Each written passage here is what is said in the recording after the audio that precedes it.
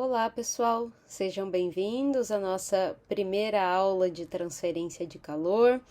Então, esse é um vídeo da nossa primeira aula, né? Porque eu não posso estar presente com vocês nesse dia, mas nós faremos então a reposição da nossa aula nesse formato remoto, certo? Eu espero que vocês assistam essa aula.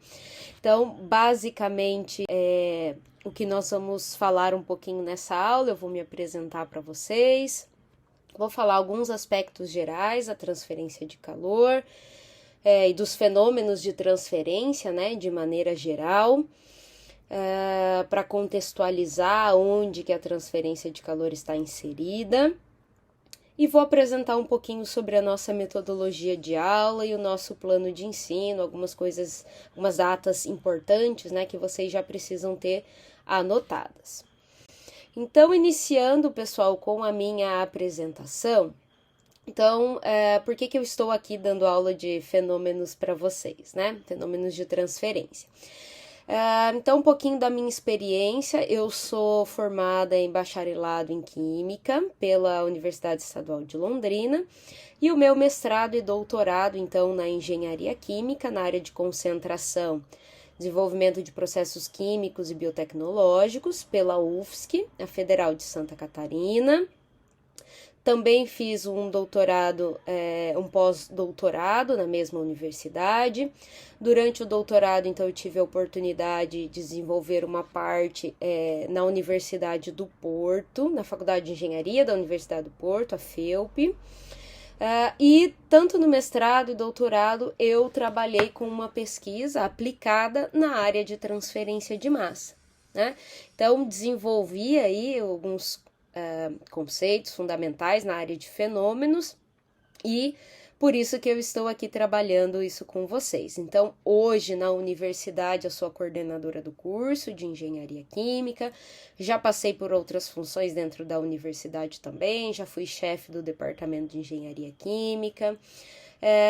Então, hoje, só para vocês saberem um pouquinho da minha história, né, estou trabalhando as disciplinas de fenômenos de transferência 2 e fenômenos de transferência 3, no curso de Engenharia Química. Então, começando a falar um pouquinho, pessoal, sobre os fenômenos, né?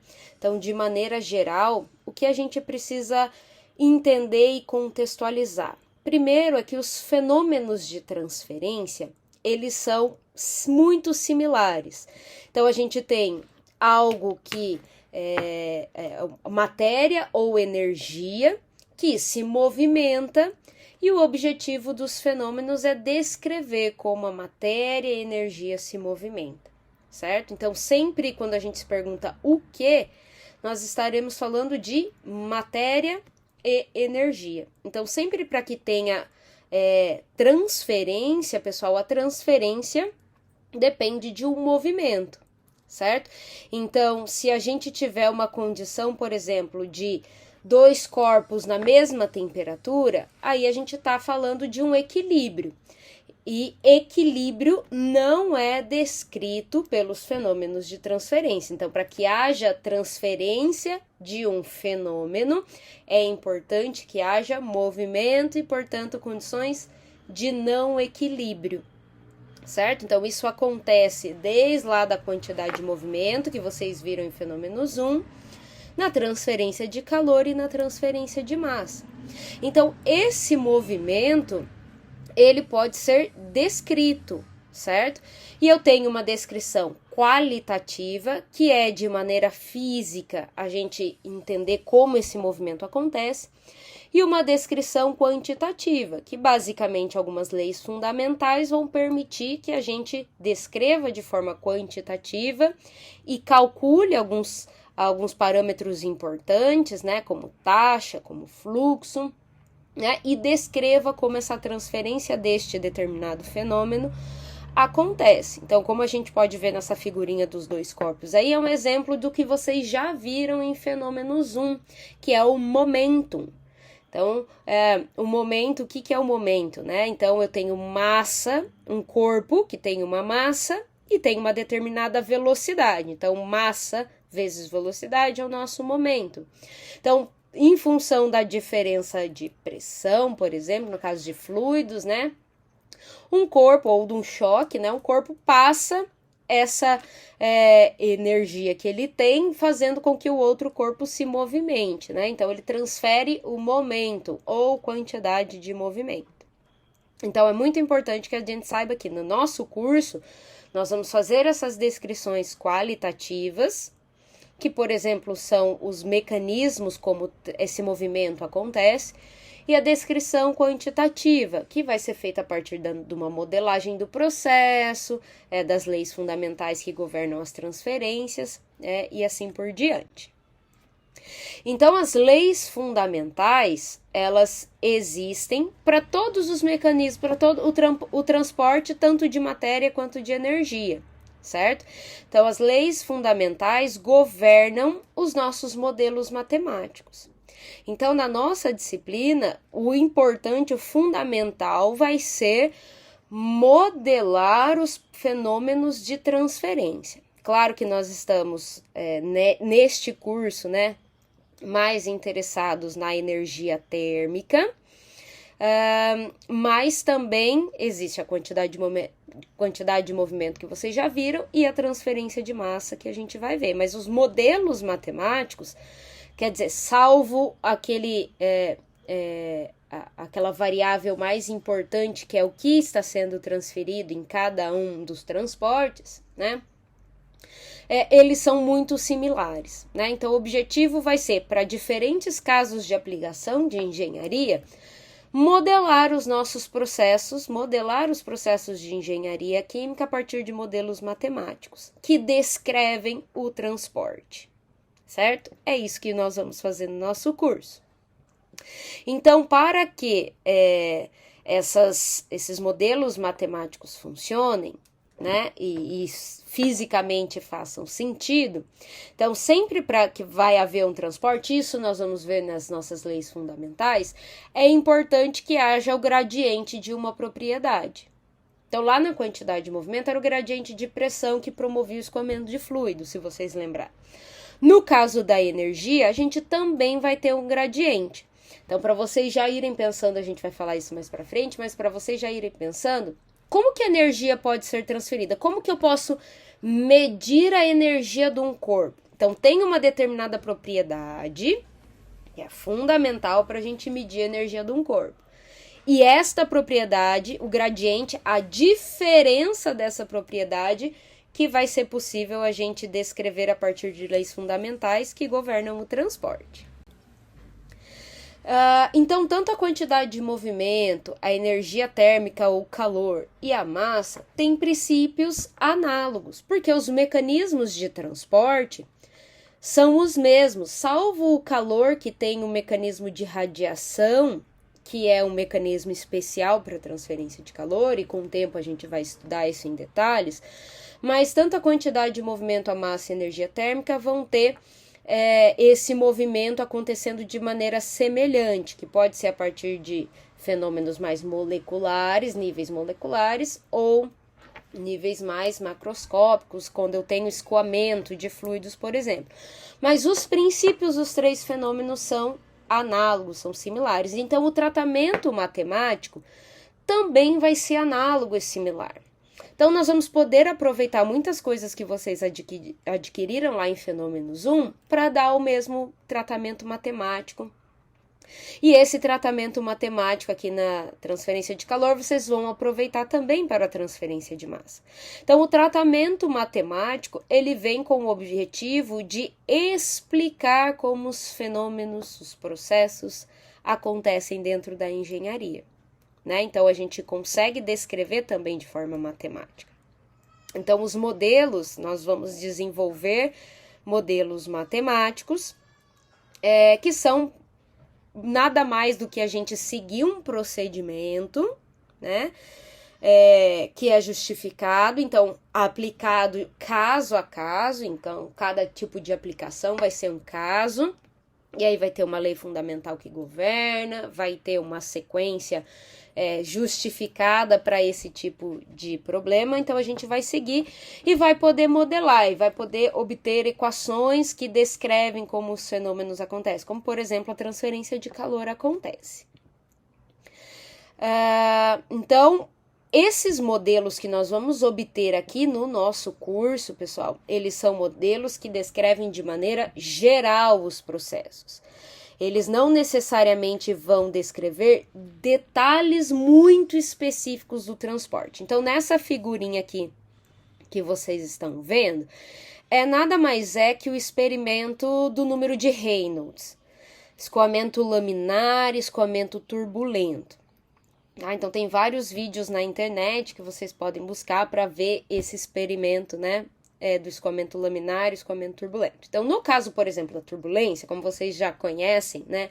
Escoamento laminar e turbulento lá do fenômeno Zoom, os modelos que a gente estuda aqui na graduação, eles não conseguem prever os detalhes de, por exemplo, de uma turbulência. Então, a gente sabe que a turbulência é um movimento desordenado, que é geralmente descrito por um número de Reynolds elevado, né, enquanto o laminar vai ter um número de Reynolds menor.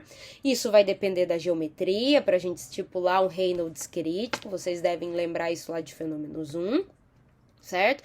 Então, a turbulência, por exemplo, a gente sabe que é um movimento desordenado e que ocorre na forma de vórtices. Então, o escoamento vai fazendo algo mais ou menos nesse sentido, né? Ele vai bagunçando aqui, e ele vai sendo desordenado. Então, esses vórtices, eles não são necessariamente descritos pelos modelos que nós vamos estudar aqui. Então, esses modelos que descrevem esses vórtices são modelos mais específicos e que aí são trabalhados em disciplinas, por exemplo, específicas de turbulência, em nível de pós-graduação, que são muito mais complexos.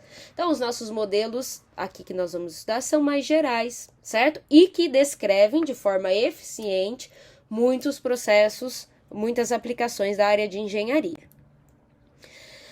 Então, esses procedimentos sequenciais que nós vamos usar para descrever e obter os modelos, então ele tem uma terminologia específica, ele tem uma metodologia e tem ferramentas de análise. E toda essa terminologia, metodologia, as ferramentas de análise, tudo isso nós vamos estudar no decorrer do nosso curso, conforme a gente for aprendendo a fazer essa modelagem, certo? Então, a gente vai pegar um caso prático de engenharia, vai tentar simplificar esse caso prático, então a gente vai colocar as nossas hipóteses simplificadoras, vai descrever o que acontece na fronteira do nosso volume de controle. Então, vocês lembram da definição de volume de controle? É importante retomar esses conceitos e, obviamente, com o tempo a gente vai retomando isso em sala de aula também, né? Então, condições de contorno nada mais que descrever quais são as condições na fronteira, no limite do volume de controle, como, por exemplo, qual é a temperatura na entrada e qual a temperatura na saída. Então, isso seria um tipo de condição de contorno. E uma hipótese, por exemplo, uma condição de simplificadora de um caso prático seria o regime, ele é permanente ou ele é transiente? Então, se eu considerar um regime permanente, aí vocês já podem ir relembrando também lá de fenômeno Zoom, eu estou dizendo que a minha variável principal não está variando com o tempo, ou seja, eu não tenho um acúmulo no meu volume de controle. Então, isso é uma condição de simplificadora e vai fazer com que o nosso modelo seja um pouquinho mais simples, né? Então, a gente impõe essas condições, né? E depois a gente vai resolvendo as nossas leis fundamentais, né, dentro das nossas equações, para ir resolvendo o nosso modelo. Então, dentro aí dessa terminologia, metodologia de análise, um dos pontos principais que a gente precisa trabalhar é a metodologia, tá? Então, a gente vai ter, para vários casos, que seguir os mesmos passos, que nada mais é fazer esta metodologia. Primeiro, a observação, em que a gente vai ter que entender a física, a química do problema, certo? A abstração, para a gente pensar quais condições simplificadoras valem para esse modelo, para esse caso. né? Aí vem o modelo físico, ou seja, nós vamos pegar lá uma lei fundamental de acordo com a física do problema e vamos trabalhar com essa lei fundamental. Vamos colocar tudo isso numa equação matemática que depois nós vamos resolver aplicando algumas ferramentas, né, matemáticas para resolver. Depois nós vamos ter um resultado, que pode ser uma equação, pode ser um resultado numérico. E com esse resultado, a gente vai ter que fazer uma comparação ou uma análise para saber se esse resultado, se essa equação, está de acordo com aquilo que a gente esperava para a física do problema.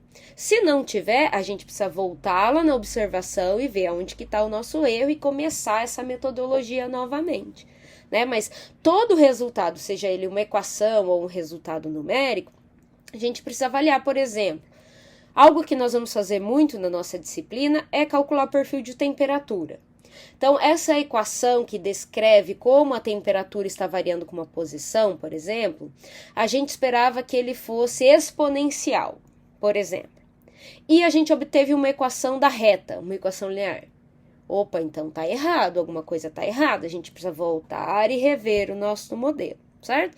Então, essa metodologia nós vamos trabalhar com muito mais calma, né, durante o nosso curso, mas basicamente a gente vai ter alguns passos que estão dentro desses 6, nós vamos abrir esses 6 em mais alguns passos mais para frente, mas só para vocês entenderem qual é a metodologia para a gente fazer uma modelagem matemática de um problema voltado para fenômenos de transporte, né? No nosso caso, a transferência de calor.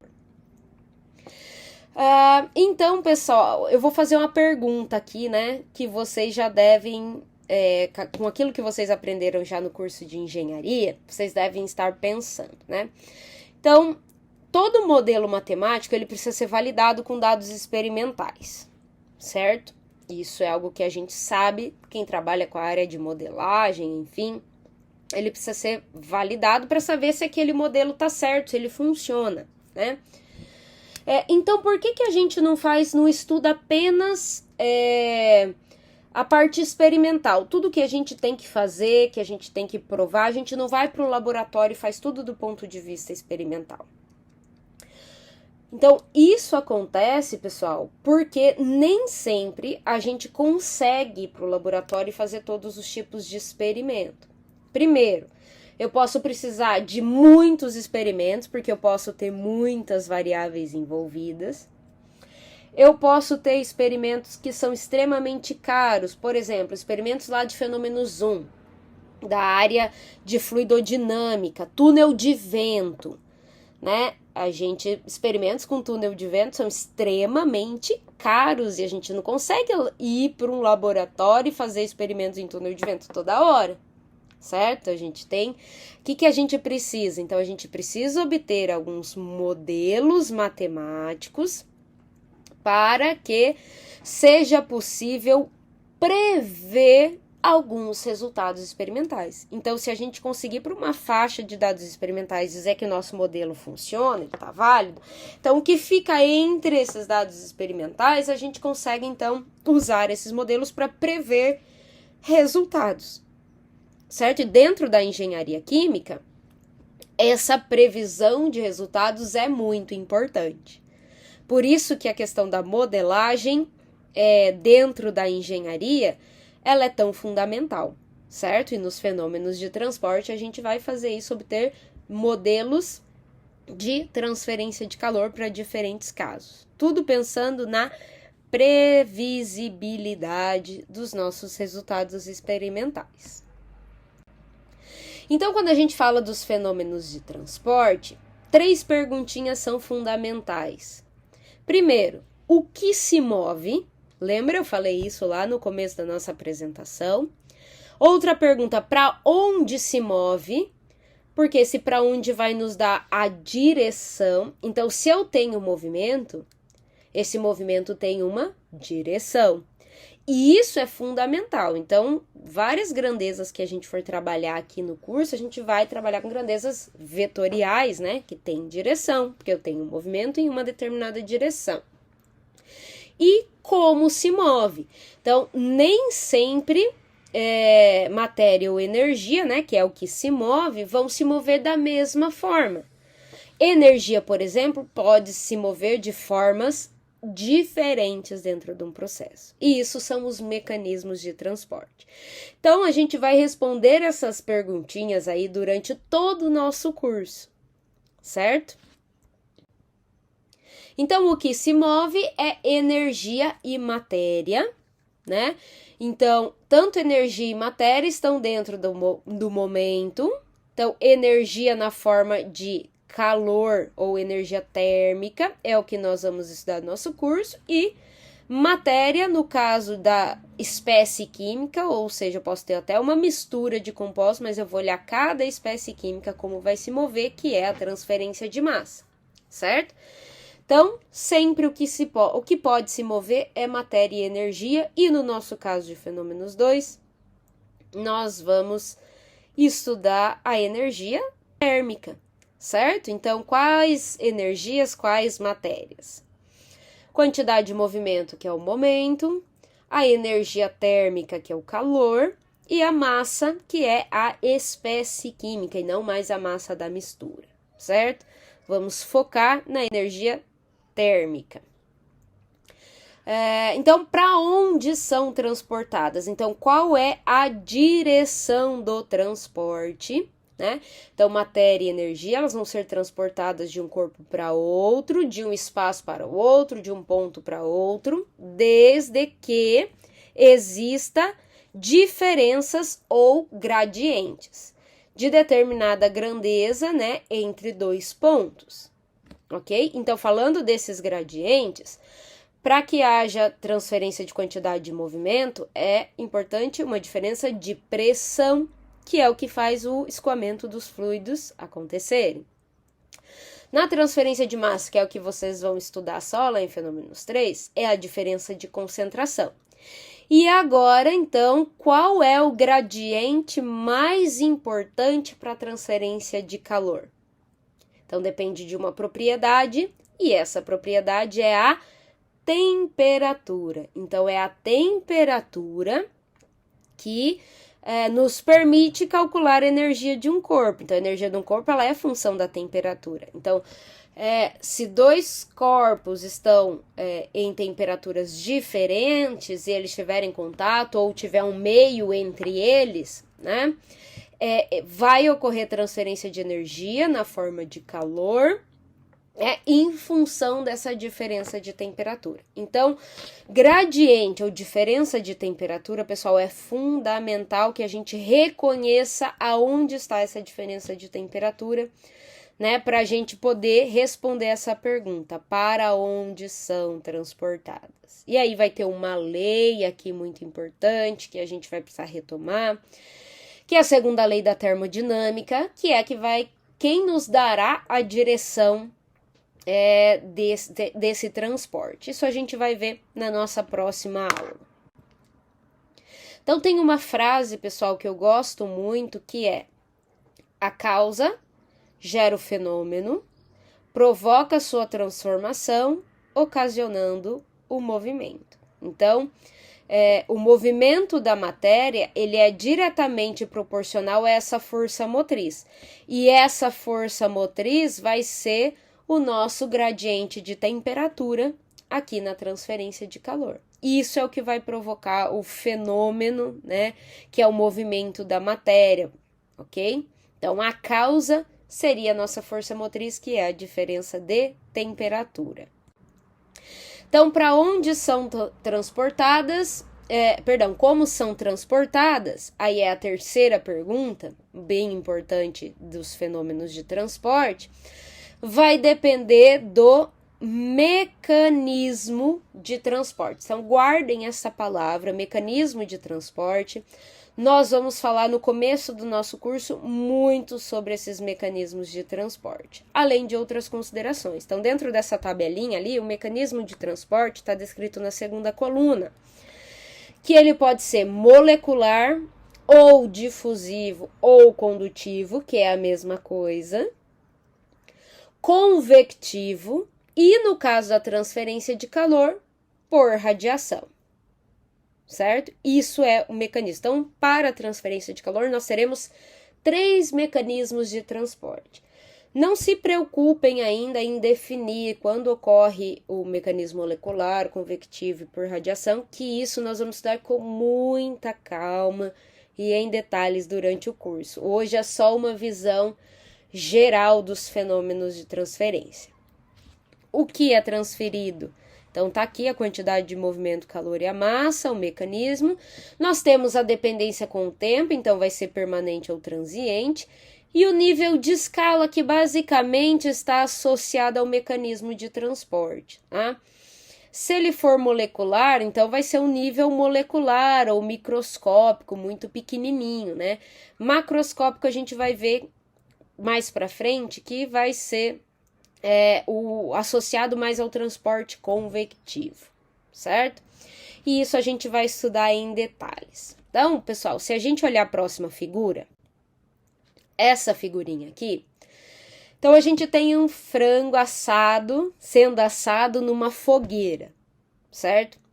Então, dependendo do nível de escala que eu observar essa figura, eu vou ter mecanismos de transferência de calor diferentes. Então, eu tenho transferência de calor por quê, pessoal? O fogo aqui eu vou ter uma elevada temperatura e, por exemplo, aqui dentro do frango eu vou ter uma temperatura menor. Então, em função dessa diferença de temperatura, esse frango vai sendo assado, né? Ele vai ganhando energia e vai sendo assado.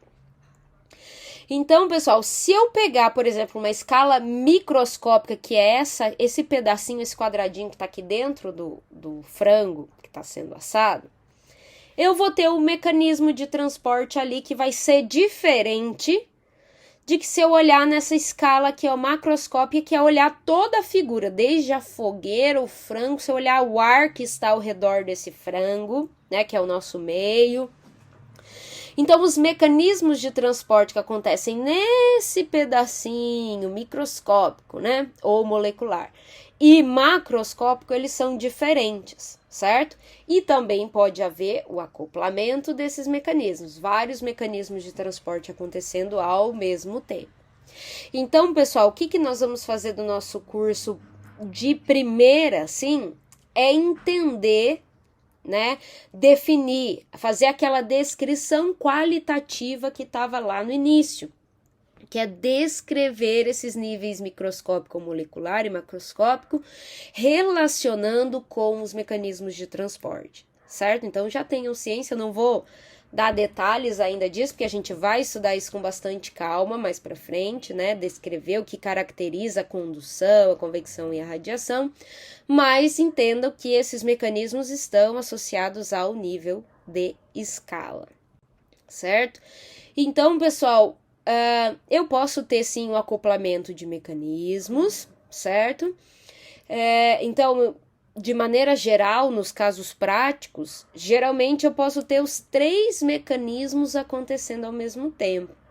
O difusivo ou o condutivo, que é a mesma coisa, o convectivo e a radiação acontecendo ao mesmo tempo, certo? Só que o que pode acontecer é que um dos mecanismos vai apresentar uma taxa de troca térmica muito maior que os outros 2 mecanismos. Então, algumas vezes a gente despreza os outros mecanismos para considerar aquilo que acontece de forma maior, mais global, em maior quantidade, certo?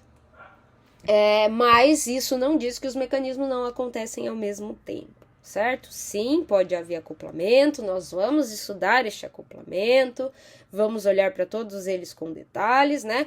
E também pode acontecer de mais de um mecanismo ser bem importante, apresentar taxas de troca térmica muito elevadas, e portanto a gente tem que considerar todos os mecanismos, certo? Então, isso é importante da gente saber. Então, um dos pontos fundamentais do nosso curso será descrever os mecanismos de transferência de calor, certo? E suas leis fundamentais. Então, posto essa condição geral, né? A nossa pergunta que fica é: por que eu estudo transferência de calor? Então, vocês podem estar aí pensando: poxa, eu já estudei termodinâmica, 1, termo 2. Eu já sei todas as coisas associadas ao calor, né? Já estudei Bernoulli, lá na Fenômenos 1. Por que eu tenho que ter mais uma disciplina para estudar a transferência de calor? Certo? Primeiro, porque a gente precisa fazer a modelagem dos processos e diferenciar a termodinâmica e os fenômenos de transferência de calor. Ambos estudam energia térmica, certo? Só que eles estudam de forma diferente. Então, eles têm uma relação, a gente aproveita os conhecimentos de termodinâmica, mas na transferência de calor eu estudo condições de não equilíbrio. Então, essas condições de não equilíbrio faz com que a análise e a modelagem seja um pouquinho diferente daquilo que a gente aprendeu em termodinâmica, certo? Então, dentro dessa modelagem que a gente vai estudar na transferência de calor, estão casos de aplicação que, se a gente não souber modelar os nossos processos, a gente não vai conseguir resolver. E para a engenharia química é fundamental. Por exemplo, energia solar, trocadores de calor e processos de ebulição e condensação, motor a combustão, caldeiras, aquecedores, resfriadores. Então, algumas operações unitárias que vocês vão ver lá em OP2 estão baseadas nesta modelagem que a gente apresenta, que a gente vai estudar na transferência de calor, certo? Então, eu deixo essa frase aí para depois vocês lerem, né, que basicamente descreve a importância da modelagem, né? Então, vou ler aqui para vocês. As ciências não tentam explicar, dificilmente tentam sequer interpretar. Elas fazem modelos, principalmente, né? Então, por modelo, entende-se uma construção matemática que, com o acréscimo de certas informações verbais, descreve os fenômenos observados. Então, nós vamos descrever a transferência de calor do ponto de vista matemático e levando em consideração a descrição qualitativa. Tudo isso vai estar presente nos nossos modelos. Mas não se assustem, tá? Nós não vamos começar de cara tendo que resolver um modelo transiente de convecção com camada limite. Não, nós vamos por partes. Então, vamos construir essa nossa modelagem com calma, certo? Os nossos resultados de aprendizagem vão começar com entender os mecanismos de transporte. Depois, calcular os coeficientes de transporte. Depois, nós vamos para a modelagem, certo? Então, fiquem tranquilos que isso vai ser uma construção que a gente vai fazer no decorrer do semestre. Então, do ponto de vista da ementa da nossa disciplina, nós vamos estudar a transferência de calor por condução, por convecção e radiação, nessa ordem. Tá? Nós vamos começar estudando as leis fundamentais dos 3 mecanismos, condução, convecção e radiação, para a gente entender de maneira geral como cada um deles acontecem, e suas leis fundamentais, e depois nós vamos estudar separadamente só a condução, só a convecção, só a radiação, certo? E aí lá na convecção e na radiação, na verdade, a gente já vai trazer a condução junto. Mas a gente começa estudando só a condução, depois vai para a convecção e termina com a radiação. Então, vai ser uma construção dentro desses mecanismos de transporte. E esses mecanismos de transporte, os nossos modelos, nós vamos estudar também as condições espaciais, né? Então, nós vamos começar por modelos unidirecionais ou unidimensionais, então em uma única direção, depois bidimensionais e depois tridimensionais, certo? Também vamos levar em consideração a dependência do tempo. Então, se não depende do tempo, é o nosso regime permanente. Então, nós vamos começar estudando o regime permanente, depois nós vamos para o regime transiente. Então, além de ter as variações com a posição, também vai haver a variação com o tempo, né? Então, nós vamos começar do mais simples ao mais complexo, certo? Pessoal, e agora é um ponto muito importante da nossa aula, que eu vou explicar para vocês um pouquinho a metodologia que nós vamos adotar durante todo o nosso curso. Então, pessoal, a metodologia da nossa disciplina, ela não vai ser da forma convencional que nós estamos habituados, tá? Ela tem uma novidade esse ano, que é a metodologia sala de aula invertida. Então, nós vamos fazer todo o nosso curso nesta metodologia. Flipped Classroom, se vocês quiserem procurar em inglês aí também. E que vai exigir muito da professora e especialmente de vocês, tá? Então, essa é uma metodologia que visa tornar você, estudante, protagonista do conhecimento. Então, tudo que você vai adquirir de conhecimento nessa disciplina vai depender de você. Se você não se dedicar, você não vai conseguir adquirir o conhecimento. E aí vocês vão perceber que os nossos momentos de aulas vão ser diferentes, certo? Então, nós vamos ter momentos diferentes e formas diferentes de estudar nessa metodologia, tá?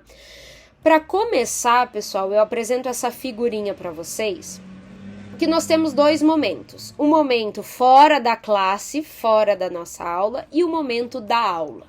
Vamos chamar assim, certo? Então, na metodologia da sala de aula invertida, nós não vamos dar as nossas aulas convencionais. Então, vocês não vão me ver na aula abrindo o slide e dando a aula, o conteúdo teórico da aula. Então, vocês vão ter que estudar o conteúdo teórico da aula antes de vir para a aula, certo? Então, não se preocupem que o nosso Moodle está organizado por semanas, e nas semanas está tudo descrito o que vocês precisam estudar antes de vir para a aula. Então, nesse momento aqui, ó, antes da aula, vocês terão videoaulas como essa, que vocês deverão assistir. Então, não vai ser ler, muita leitura, também vai ter leitura, que acho que isso é importante, né, do livro-texto, mas especialmente vocês terão videoaulas para ver o conteúdo teórico antes da aula, certo? Então, vocês vão estudar, então, de maneira mais dinâmica, vocês vão assistir a videoaula, aí vocês vão vir para a aula. Durante a aula, a gente vai ter um trabalho mais colaborativo. Então, na metodologia de sala de aula invertida, é muito importante que você venha com o conteúdo teórico, que a gente vai ter momentos diferentes durante a aula, eu vou explicar isso para vocês logo, tá? E aí, a gente já vai para a aplicação, certo? Então, a gente vai ter algumas metodologias ativas que serão desempenhadas durante as aulas. A gente vai resolver muito exercício. Então, ao invés de vocês resolverem as listas de exercícios sozinhos, tá? Vocês vão resolver as listas de exercício comigo durante a aula. Então, no momento de aplicar, que é a hora que você vai resolver a tua lista de exercício, você vai ter a professora lá junto com você. Então, o aproveitamento dessa aplicação, da solução dos exercícios, vai ser muito mais efetivo. E, obviamente, o trabalho colaborativo da professora colaborar com vocês e de vocês se ajudarem também durante a aula vai ser muito importante, certo? Então, nós teremos muitas atividades em grupo durante as aulas, certo? E depois tem o momento depois da aula, que é fora da classe também, que você vai fazer basicamente uma análise crítica daquilo que você aprendeu antes e durante a aula. Você vai rever as videoaulas para tirar as suas dúvidas, certo? E vai revisar o conteúdo e vai fazer algumas atividades que eu vou deixar para vocês, que é o que eu estou chamando dentro do nosso planejamento pós-aula. Tá? Então, lá no Moodle, vocês vão ver que está separado por semana. Então, no dia de aula, tem lá a pré-aula. Na pré-aula tá indicando, ó, assiste a videoaula 1, a videoaula 2 e assim por diante, certo? Então, é o que você precisa assistir antes de vir para a aula. Aí tem a aula, que é um planejamento do que nós vamos fazer em aula, tá? Esse planejamento de aula, ele pode ter alguma variação, a gente pode conseguir fazer mais coisa, menos coisa, vai depender do andamento da aula, é um planejamento. E tem lá o pós-aula, que basicamente são alguns exercícios, questionários, algumas tarefinhas que vocês vão ter que resolver no pós-aula, certo? Então, essa vai ser a nossa dinâmica de aula. Então, se a gente comparar com o modelo tradicional, com a sala de aula invertida, a gente aproveita muito mais. Porque além de vocês terem a teoria com a professora, que são todas as videoaulas gravadas por mim, certo? Sou eu dando a videoaula que vocês vão assistir antes. Depois, durante as aulas, vocês vão resolver exercícios junto comigo, então eu vou estar lá para tirar as dúvidas de vocês na hora, certo? Então, isso é muito bom. E o pós-aula, na hora de aplicar os exercícios pós-aula, vocês vão perceber, vão se dar conta que vocês estarão muito mais preparados para desempenhar atividades de um nível cognitivo maior, ou seja, com um nível de dificuldade maior, uma análise muito mais aprofundada, porque a gente já desempenhou as outras atividades antes, certo? Então, enquanto que no sistema clássico de aula, alguns estudantes liam alguma parte da matéria antes de ir para aula e o professor ia lá, dava a sua aulinha teórica e depois vocês tinham que fazer as listas de exercícios, as tarefinhas de vocês sozinhos. Então, no modelo de sala de aula invertida, você tem uma aula interativa muito mais legal, porque é videoaula, é o professor dando aulas, essas aulas já estão gravadas, né? Então, aproveitei aí o que a gente aprendeu da pandemia com essas aulas gravadas. Depois, durante a aula, a gente tem uma atividade colaborativa com feedback, então eu vou estar lá para dizer, olha, eu tô percebendo que vocês estão errando nesse ponto, precisa aprofundar nisso, ou essa parte dessa questão é muito importante, certo? Então, se ajudar e ter a ajuda do professor no momento de aplicar, vocês vão ver que vocês vão aprender muito mais, certo? E depois, no pós-aula, vocês terão condições de discutir problemas mais aprofundados entre os colegas ou contigo mesmo, né? E vão perceber que as dúvidas vão ser menores, assim a gente espera, né? Mas, pessoal, para que a metodologia funcione, certo? Para aquilo que a gente espera da metodologia funcione, isso aqui, ó, eu vou precisar que vocês façam todas as aulas, que é o pré-aula. Então, nós vamos ter momentos de aula que eu vou fazer uma breve revisão, mas eu não vou dar a aula completa. A aula completa vai estar na videoaula. Então, se você não assistir, na hora de vir para o momento da aula de aplicação, você vai ter muita dificuldade e a metodologia não vai funcionar e a gente vai empacar, certo? Então, quando você se matriculou nessa disciplina, você já tinha o planejamento prévio, então eu fiz questão de fazer o planejamento prévio, e no planejamento prévio já estava descrito que a metodologia seria a partir da sala de aula invertida, certo? Se você matriculou, você já sabia que ia ser assim, certo? Então, vocês vão ver, de maneira inicial, pode ser um pouco assustador, pessoal, mas vocês vão ver que vão aproveitar muito mais.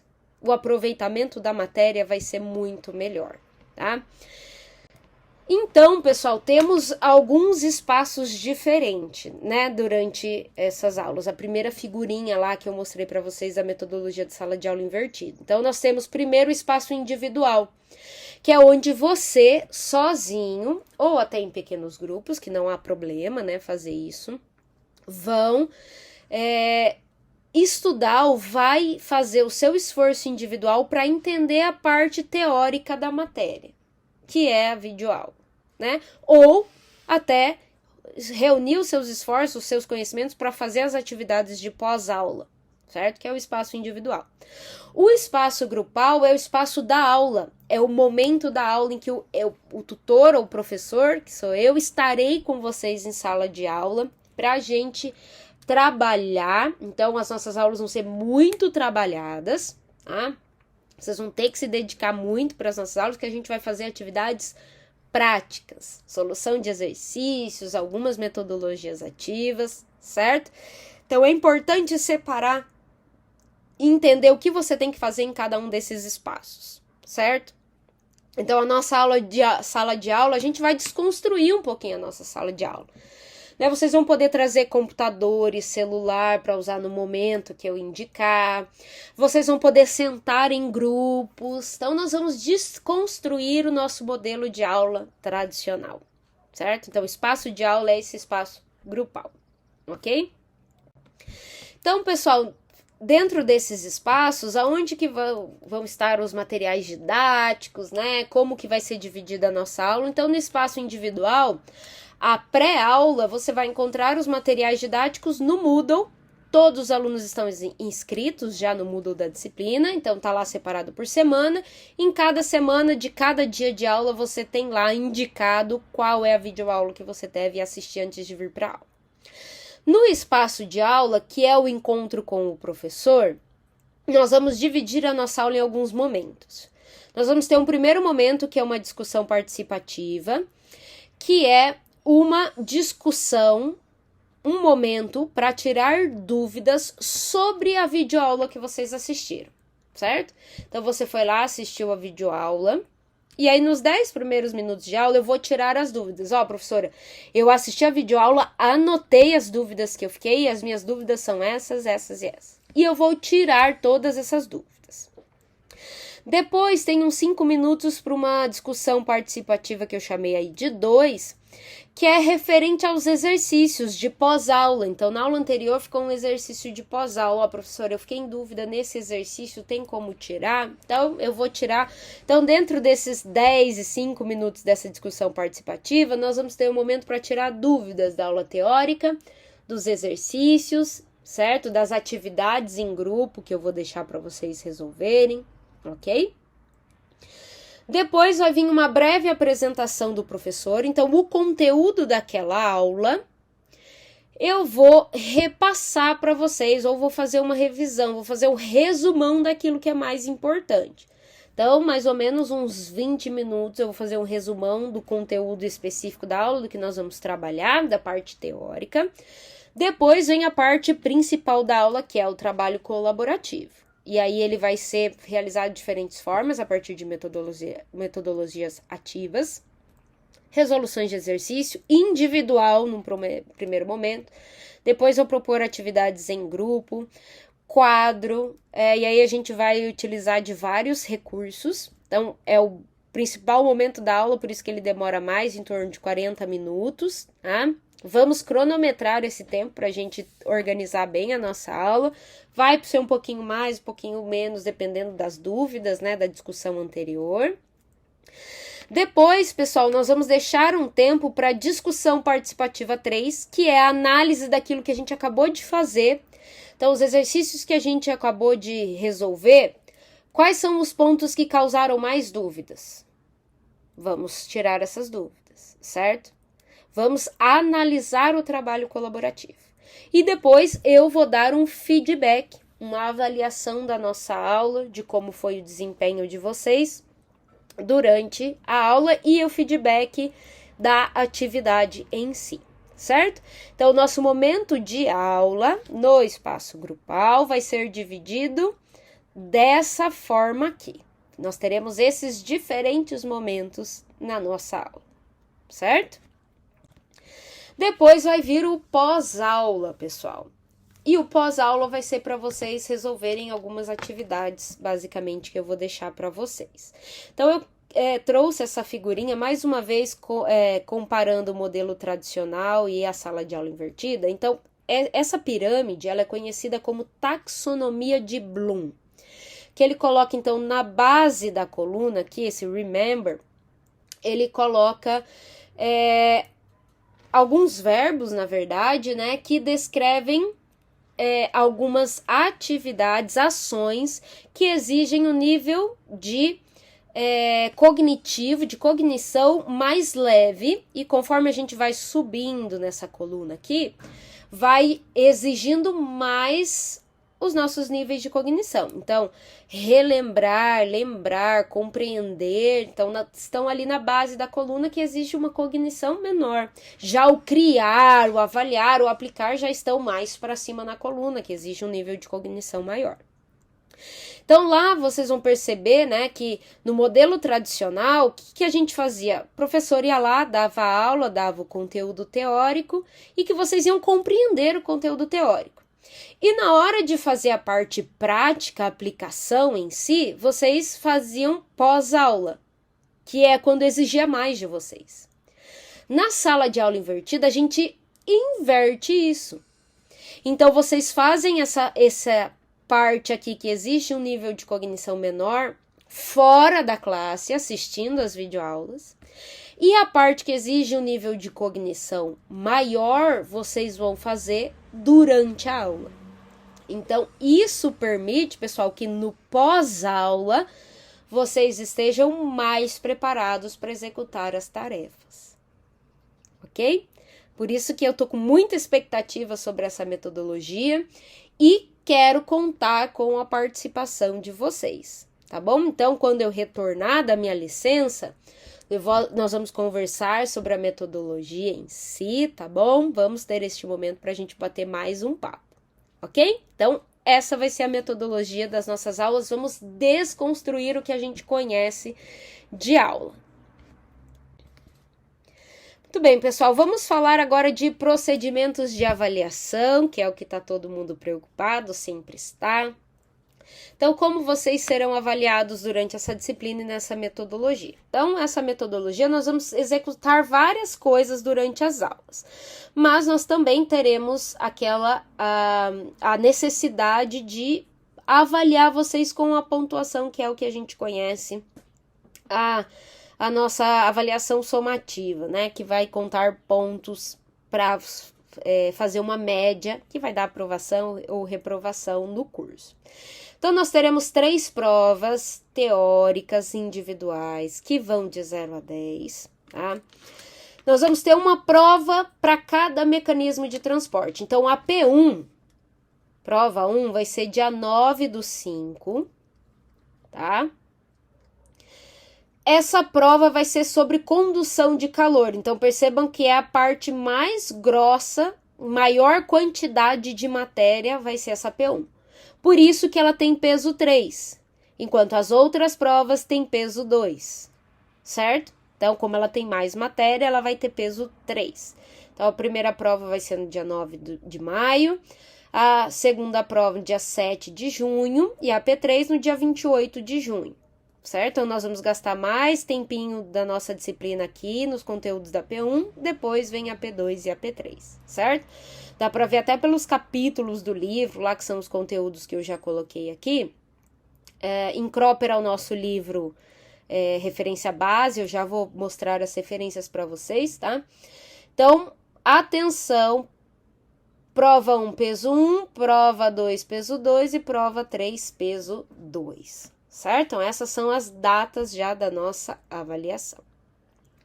Além das provas, pessoal, vocês vão ser avaliados durante a execução dos exercícios e das atividades daquele espaço grupal, que é o momento da nossa aula. Então, toda aula eu vou passar uma lista de presença para vocês vão assinar, e aí eu vou avaliar como vocês estão desempenhando aquele trabalho colaborativo, e vai ser por rubrica, tá? Então, eu vou avaliar cada um individualmente com muito bom, bom ou ruim ou ausente, se caso faltar na aula, certo?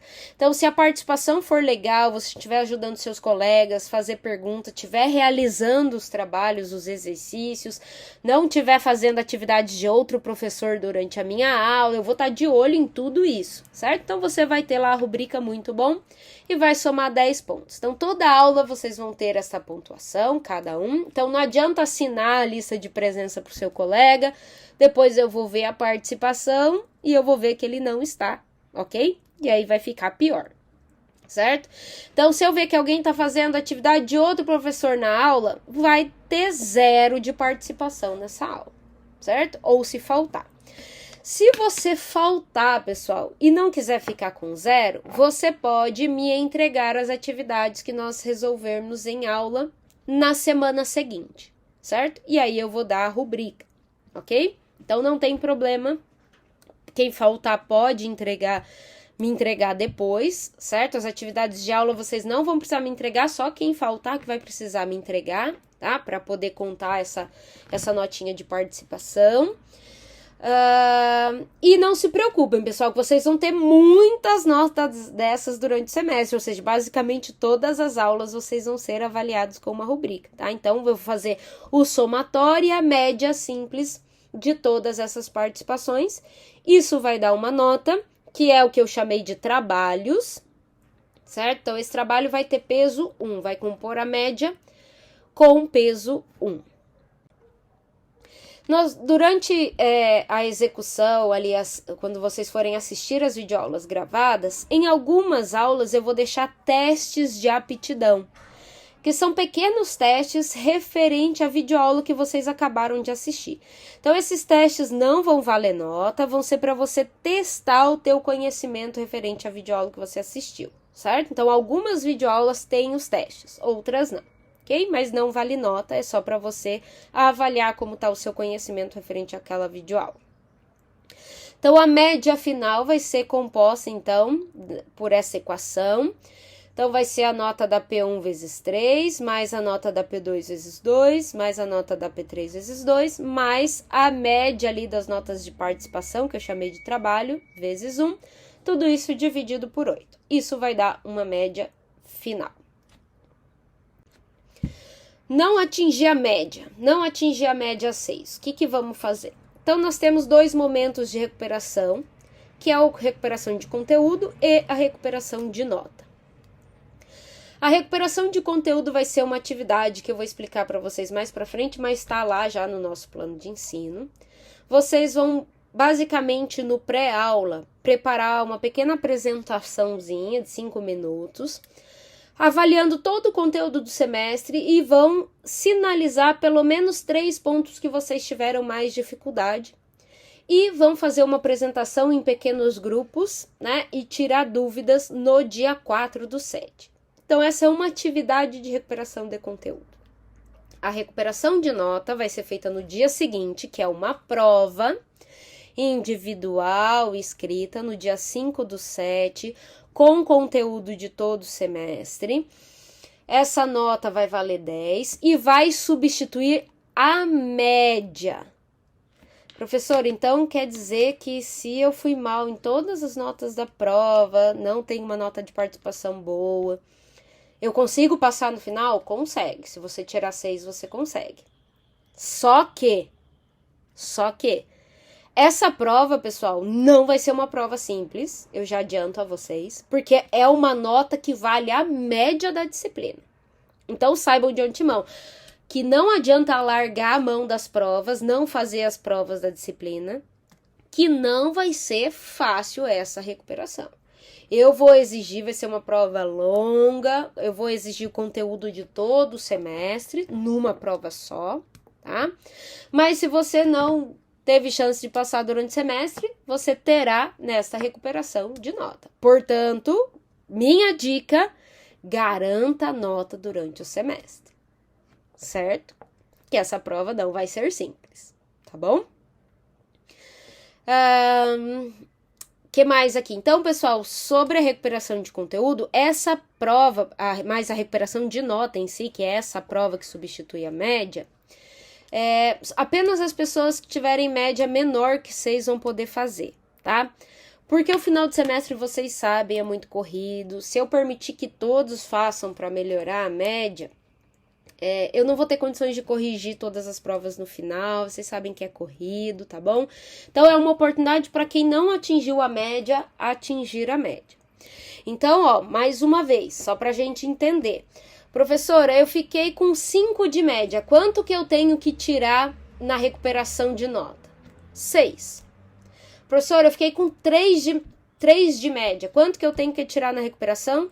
6. Então, todo mundo que for para recuperação tem que tirar pelo menos 6 para ser aprovado, independente das notas que tiraram no semestre.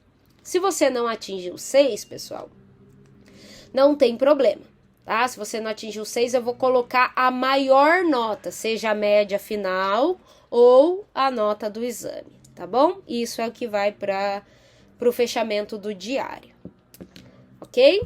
Então, qualquer dúvida que vocês tiverem sobre a recuperação de conteúdo, a gente discute logo que eu retornar, estarei à disposição de vocês.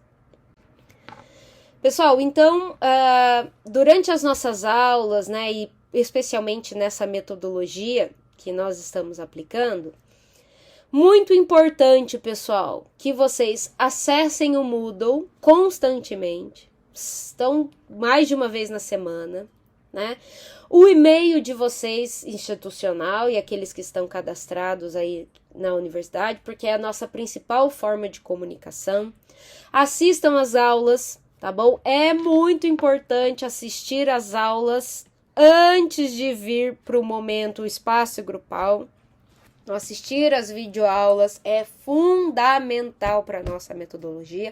Então, façam um cronograma de estudo. Tire um dia, as nossas aulas vão ser segunda e terça, né? Então, na segunda de manhã, se organize um horário, né? Por exemplo, de acordo com os horários de aulas de vocês, né? Pode ser outro dia.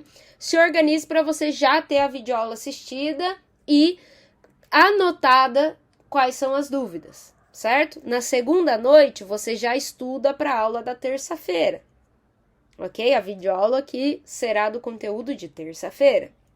Okay? Então, essas boas práticas, fazer um cronograma de estudo, vocês vão ver que é fundamental e vocês vão aproveitar muito o nosso curso. Algumas orientações gerais, pessoal, que eu vou passar bem rapidinho por isso. Primeiro e o mais importante é o nosso horário de atendimento de P-aluno, então ele é presencial. Será nas sextas-feiras, das 13h50 às 14h40. O atendimento vai ser na sala da COENC, porque eu vou estar lá devido à coordenação do curso. Então, me procurem não na minha sala, mas sim na sala da coordenação do curso, tá bom? Então, anotem, esse horário foi estipulado com base no horário regular do sexto período, tá bom? Então, sexta-feira, 13h50 às 14h40, atendimento na sala da COENC. Para ser aprovado na disciplina, de acordo com a resolução do COGEP 81, que é o nosso regulamento da organização didático-pedagógica da UTF, recomendo fortemente a leitura deste documento. É só copiar essa resolução, jogar no Google que vocês vão ter o link aí da resolução. Então, aqueles que tiverem frequência igual ou superior a 75% e nota igual ou superior a 6, ou frequência igual ou superior a 50% com nota igual ou superior a 8, tá? Então, este regulamento volta a ser vigente, vários pontos, agora que nós não estamos mais em atividades não presenciais, né? Então, esse item aqui, esse artigo 35 do regulamento volta a ser vigente. Então, a nota de cada avaliação vai ser disponibilizada no sistema, com prazo antecedência de 5 dias corridos da próxima avaliação. Então, vou tentar disponibilizar antes, fiquem tranquilos, tá? Mas só para vocês terem conhecimento do artigo 36 da mesma resolução e cobrarem os seus professores por isso. O aluno que faltar, pessoal, em alguma prova, alguma avaliação, pode refazer, desde que feita a solicitação ao DERAC com um documento comprobatório. Se a coordenação do curso aprovar, que no caso sou eu, né, com um documento comprobatório, se estiver de acordo com o regulamento, aí será marcada a segunda chamada. Então, fica expressamente proibido cometer irregularidades considerada como ato de crime contra a propriedade imaterial e material que atentam contra o direito autoral, de publicação, transmissão, retransmissão, distribuição, comunicação, reprodução, contratação e inclusão de conteúdo, certo? Então, quem divulga para outros sites essas videoaulas que eu estou disponibilizando para vocês está cometendo crime. E se eu souber, eu irei denunciar, ok? De acordo com esse regulamento, é preciso que vocês estejam cientes disso, que precisa ter autorização do docente para divulgação em reprodução, esse material foi preparado especialmente para vocês, para os meus alunos. Não é para ser disponibilizado para outros sem a minha autorização, ok? Então estejam cientes disso, pessoal, tá bom? Uso de celular e computador, então, serão permitidos durante as nossas aulas, principalmente quando eu solicitar, né? Para vocês abrirem arquivos do Moodle, listas de exercício, enfim. Então, vocês podem trazer computadores para a aula, celulares, mas nos momentos que eu não autorizar, eles deverão permanecer desligados. E, obviamente, celular e computador, não vou permitir o uso do WhatsApp, tá bom? Porque vai tirar a nossa concentração. Então, deixa o WhatsApp desligado. Bibliografia, pessoal. Então, a nossa principal bibliografia que vocês já podem procurar, tá? É a do Incrópera. Então, essa edição aqui, eu acho que é a edição mais antiga, tem a 7ª edição. Tem no Minha Biblioteca, tá? É só procurar lá na minha biblioteca de vocês, o e-book. Tem esse livro lá, pode usar a última edição. É o livro do Incrópera, essa é a nossa referência básica, principal, a gente segue inclusive a ordenação dos conteúdos dessa referência. O Shapiro, que é esse primeiro livro, a gente não usa muito, tá? O Sengel é bem legal para solução de exercícios, ele tem uma linguagem mais didática também, então para estudar, se vocês quiserem usar esse livro também. E aí nós temos alguns outros livros. O Elt é um livro muito bom, tá? Tem na minha biblioteca também. Nós temos alguns outros. O Kate é um livro legal. O Bird é um livro que é uma linguagem um pouco mais aprofundada, certo? Então, eu acho que é um livro para graduação mais difícil de estudar. Mas o Elt, o Kate... Esse Braga Filho é um livro nacional, que também ele é um pouco mais resumido, mas também dá para estudar. E o Giancópolis é para quem quiser já fazer um link com operações unitárias, tá? Não é um livro que a gente vai usar muito, mas já dá para fazer o link entre fenômenos e operações unitárias. Ok? Então, nossa bibliografia principal é o livro do Incrópera. Então, para terminar essa aula, pessoal, eu aproveito para divulgar uma página do Instagram, que nós vamos retomar, vamos tentar usar mais essa página. É uma página de um projeto de ensino que eu fiz com a Nicole, sobre fenômenos de transporte. Lá nós vamos postar, né, conteúdos sobre transferência de calor e massa. Então, a página chama fer.nomenos, tá bom? Vou postar alguns conteúdos mais nesta página durante o semestre, algumas dicas para avaliações. Então, quem ainda não tiver seguir essa nossa página do Instagram, segue lá que eu vou postar algumas novidades na página do Instagram. Certo, pessoal? Então, espero que vocês tenham gostado da nossa primeira aula. Fiquem tranquilos que assim que eu retornar, a gente vai bater um papo melhor sobre a nossa metodologia e vocês vão ver que o aproveitamento da aula vai ser muito legal. Desejo a todos um bom semestre. Eu estou muito animada com o nosso retorno presencial. Espero encontrá-los bem, com saúde, com cuidado. Um abraço e até a próxima aula.